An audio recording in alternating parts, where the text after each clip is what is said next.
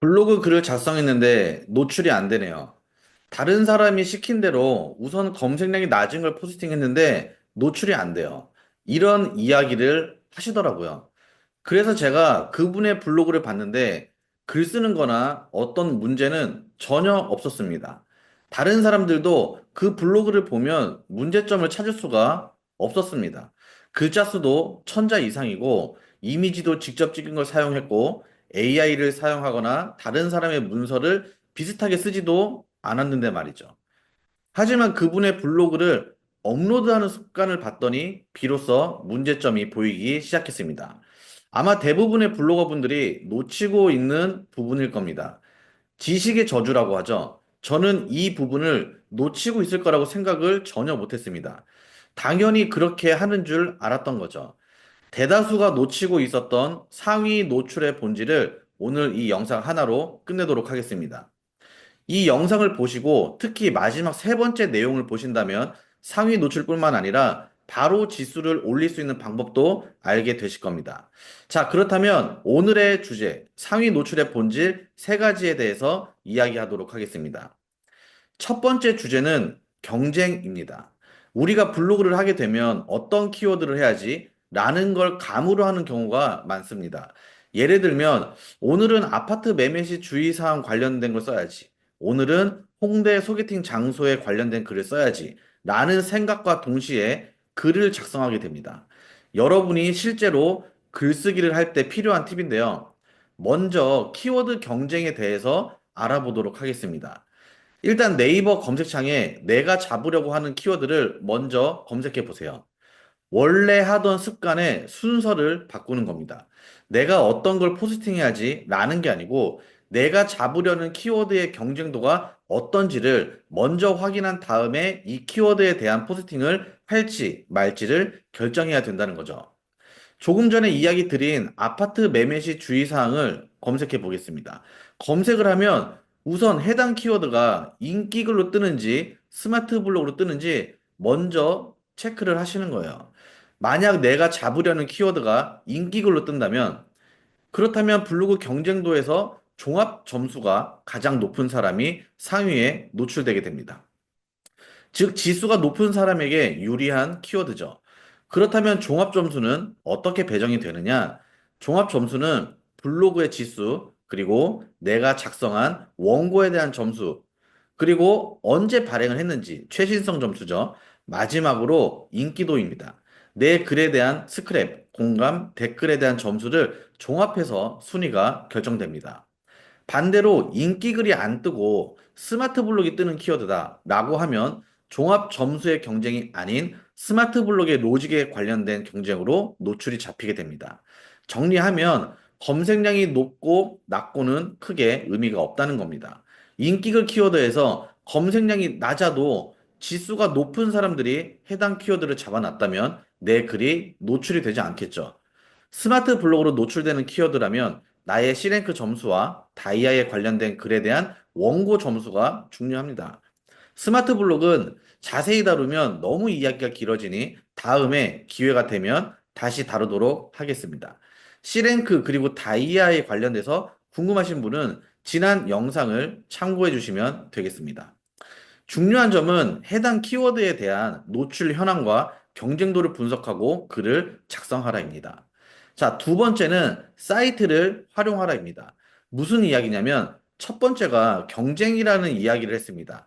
종합 점수에서 블로그 지수에 대한 점수를 이야기 드렸는데 그렇다면 해당 키워드에서 종합 점수로 노출 현황이 결정되어 있는 다른 블로거들의 레벨을 보는 겁니다. 지피지기면 100점 100승이다 라는 말이 있죠. 경쟁자의 레벨을 알고 나의 레벨을 안다면 첫 번째 이야기 드렸던 게 좀 더 이해가 잘 되실 겁니다. 여러 사이트들이 있지만 오늘은 무료 사이트로 확인이 가능한 곳을 알려드릴게요. 참고로 저는 유료 사이트를 사용하고 있습니다. 자, 네이버 검색창에 불덱스라고 검색해 보겠습니다. 들어가셔서 로그인을 하시고 내가 잡으려고 하는 키워드를 먼저 검색해 보시는 거예요. 그러면 해당 키워드에 대한 경쟁 현황이 나옵니다. 같이 화면을 보면서 확인을 해 보도록 할게요. 불덱스라는 사이트고요. 네이버에서 불덱스라고 검색을 하게 되면 바로 위에 나오게 됩니다. 자, 여기서 위에 보시면 블로그가 있고 키워드가 있어요. 자, 우선 키워드로서 키워드 지수를 한번 검색을 해보는 거예요. 아까 예를 들었던 아파트 매매 시 주의사항을 한번 보겠습니다. 자, 아파트 매매 시 주의사항을 보게 되면 간단한 키워드 통계가 나오죠. 자, 여기 보면은 우측에 지수들이 쭉 나오고 있어요. 그리고 작성일 있죠? 이 작성일이 최신성 점수입니다. 저는 기준을 3개월 정도로 잡고 있어요. 3개월 이상 된 그 블로그 지수들이 잡아놨다. 그렇다면 여기는 나의 최신성 점수가 지금 내가 발행하게 되면 만점을 받게 되잖아요. 그래서 그런 키워드를 공략을 하는 겁니다. 자, 이렇게 보고 이 키워드를 잡아놓은 사람들의 지수를 쭉 한 번씩 보세요. 와, 최적 블로그들을 내가 과연 잡을 수 있을지. 내가 만약에 준체 2, 3이라면 이런 키워드는 안 하시는 게 맞습니다. 제가 작성한 게 이제 1년 전에 작성한 건데, 제가 지금 네 번째 위치에 있죠. 그러면 최적 블로거인 분들은 지금 이 해당 글은 3개월 이상 된 글이 두 개 정도가 있어요. 그래서 지금 여기 1개월 정도가 됐죠. 이런 식으로 내가 잡으려고 하는 키워드를 누가 잡아놨는지를 보는 겁니다. 잡아놓은 사람의 레벨을 보는 거죠. 자, 그 다음에 내 레벨을 알아야 되잖아요. 내 레벨은 여기 블로그, 여기서 내 블로그를 클릭하신 다음에 블로그 주소를 쓰게 되면 이제 나의 레벨이 나오게 되는 겁니다. 이렇게 내가 어떤 키워드를 검색해서 할지 말지를 결정을 하셔야 된다라는 거예요. 아직도 많은 블로거 분들이 오늘 떠오르는 주제로 글을 쓰고 있는 게 현실이라는 거죠. 이 영상을 보시는 분들이라면 더 빠른 길로 가실 수가 있겠죠. 자, 오늘의 하이라이트 마지막 세 번째입니다. 내가 작성한 글이 노출될 때는 1차, 2차로 나눠집니다. 무슨 이야기냐면 제가 글을 작성하게 되면 1차적으로 노출이 될 거예요. 처음부터 상위로 잡히지 않고 우선은 아래쪽에 배치가 될 것입니다. 1차로 노출이 정해지면 보통 여기서 끝내지만 진짜 상위 노출을 잘하는 사람들은 2차 작업으로 승부를 보게 됩니다. 종합 점수에서 마지막에 반응도에 해당하는 스크랩, 공감, 댓글 이야기 드렸죠. 내가 작성한 글을 이후에 추가 점수를 획득해서 올리는 전략입니다. 스크랩의 경우 내 글을 다른 블로그가 공유하게 되면 해당 게시글에 대해서 추가 점수를 받게 됩니다. 공감 댓글도 마찬가지겠죠. 원리를 생각해 보면 네이버 로직에서는 어떤 글이 발행이 되었는데 다른 사람들이 반응을 한다는 거예요. 공감도 누르고 댓글도 달리고 심지어 그 글을 퍼가기도 한다는 거죠. 그러면 네이버 로직은 해당 글에 대해서 신뢰성 있는 문서라고 생각을 할 것이고 이런 부분들은 모두 점수에 반영이 됩니다. 그래서 이 부분을 따로 작업을 하는 사람들이 많이 있어요. 일명 품앗이라고 하죠. 기존에는 스크랩, 댓글, 공감을 품앗이 했다면 이제는 체류 시간까지 품앗이 활동을 하게 됩니다.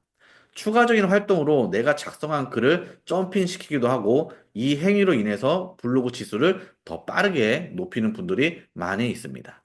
네이버에서는 내가 작성한 글이 다른 사람에게 도움이 된다면 싫어할 이유가 있을까요? 거기에 소통까지 한다면 해당 블로그의 신뢰도는 더욱더 상승하게 됩니다.